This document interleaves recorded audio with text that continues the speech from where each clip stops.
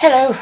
Sorry, it's been a long time since I've done one of these recordings. Long time, but here I am. I'm back, and today I have a book from my young adult book club, and it's not the kind of thing I usually read. It's realistic fiction. I usually read fantasy and that kind of thing. And if I do read realistic, it's usually I wouldn't say action-packed, but more the danger of death kind of thing. I mean, I still like the emotions and all that, but I like an element of excitement, and I suppose this one does have just that. It's just not what I usually read. It's called Catherine by April Lindner. Sorry, I'm still trying to figure out these angles. And the light just kind of... It's a shiny, it's a library book. It's got that plastic cover on it. Anyway, I very much enjoyed Catherine. It's a very deep book, actually, emotionally and so forth. I was a little bit skeptical going into it because, you know, it's kind of a romance, and I'm not against romance, but I see it done so poorly so often, especially in young adult lit, that I was slightly had my guard up, I guess you could say. But it says here it's based on... I'll get to the plot in just a second, don't worry. But it says here it's Wuthering Heights as you've never seen it before. And I will be honest, I've not read anything by the Brontes. I probably will, but I just haven't yet. So I don't know how closely it followed it without being an actual copycat, because I do say things can be, they can derive without actually copying, definitely. But, so basically the story is, two stories actually, set 20 years apart, kind of they interweave, so it's not just two random separate stories, but it's basically Catherine, who is this aspiring poet and writer, and she meets a person called Hence, who Hence isn't there for, you know, Hence, and he comes from basically a background of nothing. Hence is his full name, apparently. It's just, I don't know if it's a stage name or that's actually his whole name, but it's one word. So he shows up at her father's, The Underground, which is a sort of a New York City equivalent of the German Reeperbahn. It's basically a place for up and rising bands and musicians to play while if they're serious about it, you know, going to fame. So anyway, she meets him. He comes there. He's really good at the guitar and singing. However, he has no money. He won't tell her about his past. In fact, he never does. Never says really much about his past, but, you know, he's poor, homeless, that kind of thing, and he desperately needs a job. And they take him in because, you know, out of the goodness of their hearts, as well as the fact that he really is good at what he does, and he starts out with no pay, just, you know, sweeping floors, that kind of thing. And eventually he comes to be part of the family, except her brother, Quentin, known as Q. He instantly dislikes this guy, and whether Quentin, the brother, is a jerk, or whether he really should be suspicious of Hence, I won't tell you, because it'll be a spoiler, but Catherine, being a writer, keeps a journal, and about roughly, somewhere over 20 years ago, her daughter, Chelsea, has been reading it.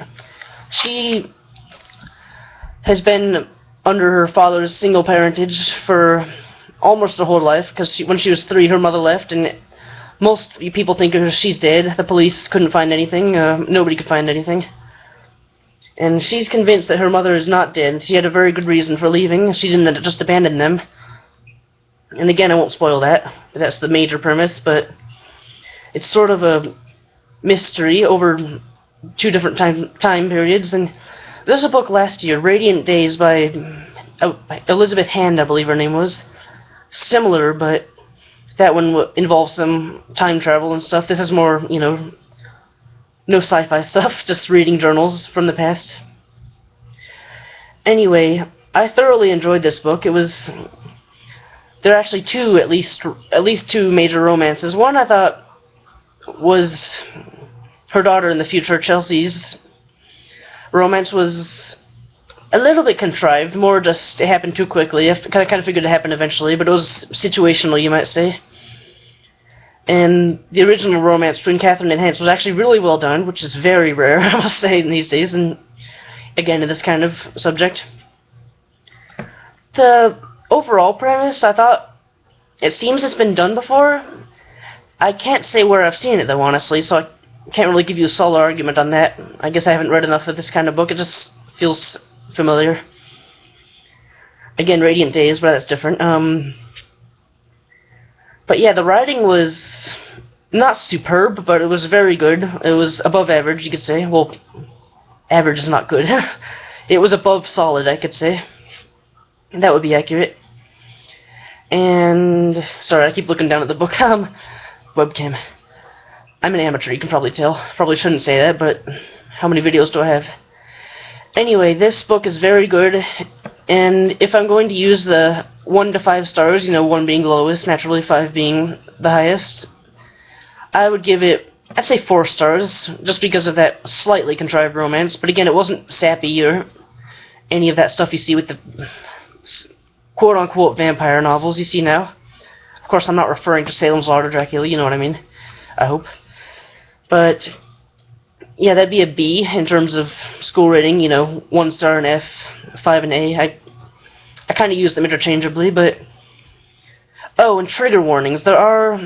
It's mostly pretty tame, aside from the ending, which gets pretty intense. But there's not a rape scene, but kind of a near miss that comes close to rape at some point before it stops. Nothing explicit or descriptive, it's just the idea of it I was actually shivering, it was creepy, but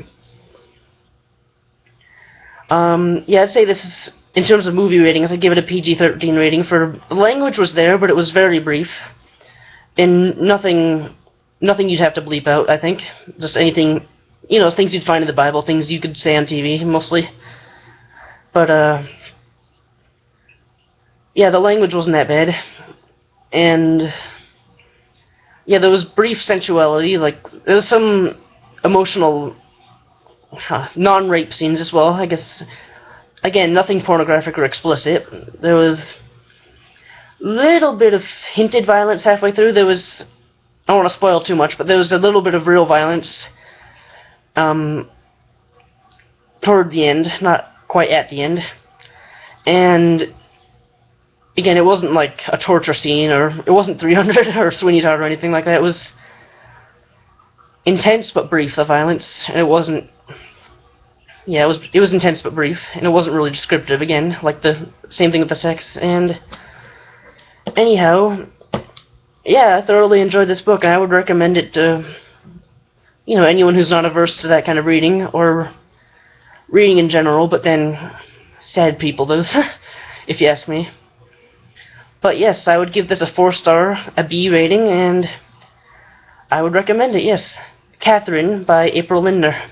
Bye.